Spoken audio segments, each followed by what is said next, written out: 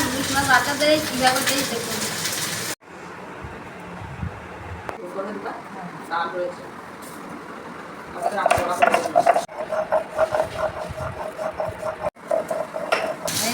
দিলাম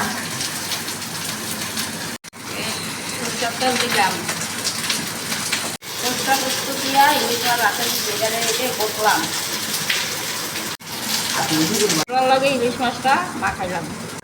এই হাঁড়ির থেকে অর্ধেক মাখলাম আনলাম, এবার মাছটা বাটার মধ্যে দিলাম,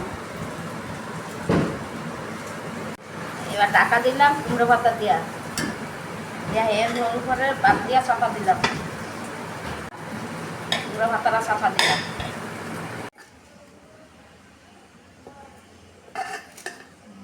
এবার ইলিশ মাছ ভাতের থেকে নামাইলাম।